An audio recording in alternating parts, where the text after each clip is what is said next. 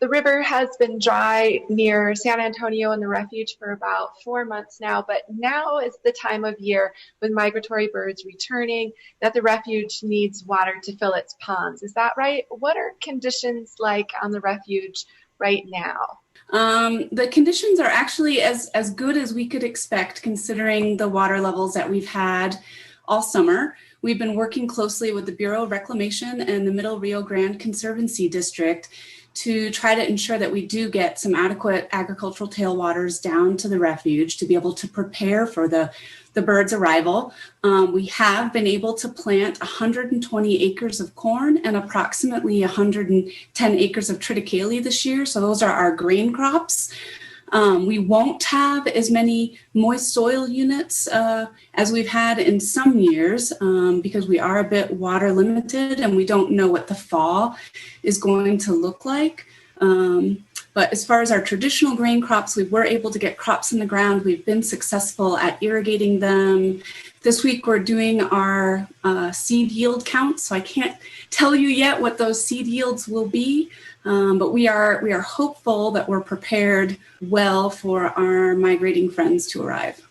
So in terms of filling up those ponds for the sandhill cranes and the geese and the other migrating birds, how are you going to be going about that this fall? Will that be with irrigation water or groundwater? How's that going to happen?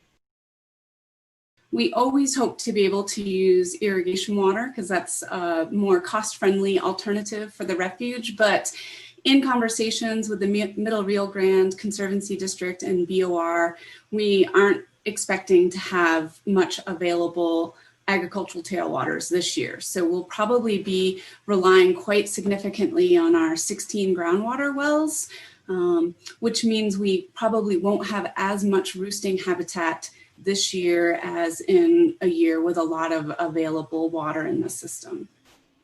So Dan, can you talk a little bit about how this year's dry conditions on the river and in general might affect some of these species that we're used to seeing in the fall and winter?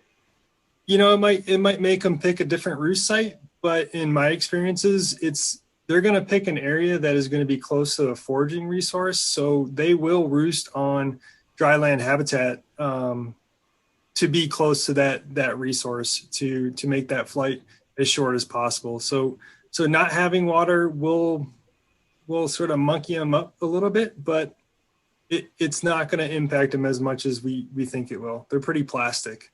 Mm-hmm. So that's, here in Albuquerque, the river is at a historic low for this time of year, and we're anticipating that the river will likely dry soon in the Albuquerque stretch. And I know I've seen some sandhill cranes showing up, and frankly, it just seems kind of sad to see them, hanging out in the dry riverbed or in the very low riverbed. Is this something that people should be concerned about for this winter for those populations?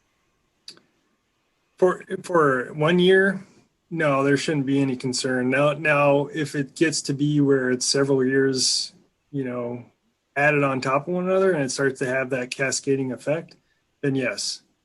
But when you're talking about these semi-arid systems, these rivers, they're pretty dynamic in nature, and they have gone dry before, and the birds will either stick around and hang out for a year or figure it out and maybe go to parts further south.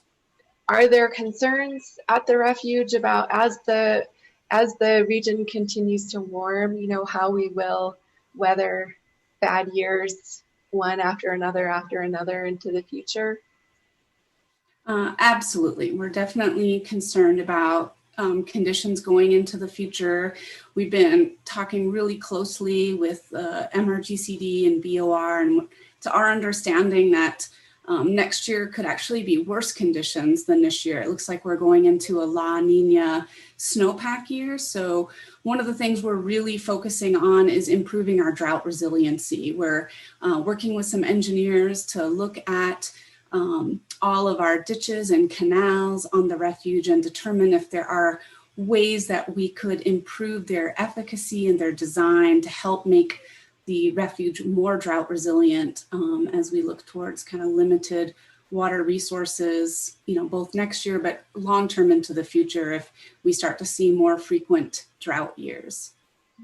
So whenever we cover issues like river drying or impacts on wildlife, New Mexicans certainly care about these things very much. I'm wondering, Dan or Deborah, if you have any insight for people who often want to be able to do something to help in some way. I'm wondering if you have any advice for people. I've got a couple things. One thing is to buy a duck stamp. So duck stamp dollars go directly towards wetland enhancement, creation, and purchase. So that will ensure that we can have good production of wetland-dependent species coming down to the state of New Mexico. And then also realize that while, with climate change and other things going on, that our feathered friends, they have feathers for a reason. So they'll pick up, and most of these birds are pretty plastic. And what we're seeing in our analyses is that these snowpack-driven systems are being impacted, but those like further south in Mexico that are more monsoonally driven, those wetlands are actually maintaining their wetland extent. So there will be water to our south in years where we might be dry here in New Mexico. So it might just be a trade-off to know that they will be taken care of in Mexico. Well, Bosque del Apache is certainly one of my favorite places in the state. And Dan and Deborah, I definitely appreciate you joining me today. Thank you. Thank you, Laura. Thanks for being concerned about the refuge, caring about the resources, and helping raise awareness in the community. You'd asked about other ways to get involved, and certainly, at least at the refuge, we do have a really active friends group. So I just always encourage people, if you care about Bosque del Apache National Wildlife Refuge, consider getting involved with the friends group and seeing how you can make a difference through a nonprofit organization.